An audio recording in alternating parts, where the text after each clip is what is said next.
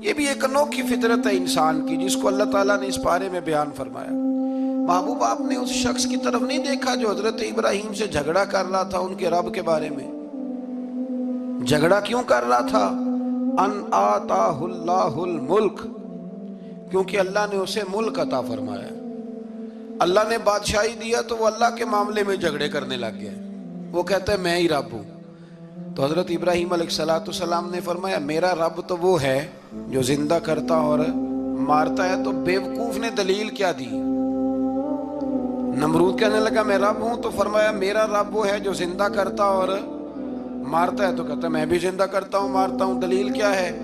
एक सजाए मौत का कैदी मंगाया और हजरत इब्राहिम अलैहिस्सलाम के सामने कहने लगा भी तुम्हारी सजा क्या थी? वो कहने लगा कल परसों फांसी होने वाली थी। कहने लगा जाओ तुम आजाद हो। कहने लगा देख लो मैंने जिंदगी दे दी ना, हालांकि ये परसों मर जाता।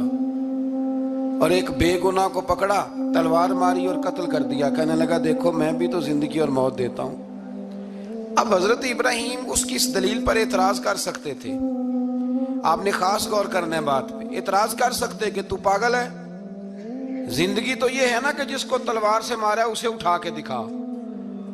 ये एतराज हो सकता था। लेकिन जब कोई बेवकूफों जैसी दलील देना, तो इल्मे मुनाजरा का उसूल ये है कि फिर उसे उसकी जुबान में जवाब दिया जाता है। फिर उसको ये नहीं आप कहेंगे कि ये तूने क्या किया। अब जिस तरह का मुंह होगा थप्पड़ भी, ये बुजुर्गों की मिसालें हैं ना। तो उसने कहा जी देखो मैंने भी बंदा एक जिंदा कर दिया, एक मार दिया है। अब ये उसकी बेवकूफों जैसी दलील थी, लेकिन चूंकि बंदा ही बेवकूफ था तो इसकी उसको समझ नहीं आनी थी। तो हजरत इब्राहिम ने दलील बदल ली और आप फरमाने लगे चलो फिर अगर यही बात है तो मेरा रब वो है जो सूरज को मशरिक से निकालता है और मगरिब में गुरूब करता है। तू अगर रब है ना तो इस तरह कर, फाती बिहा मिनल मगरिब, तू इसे मगरिब से निकाल।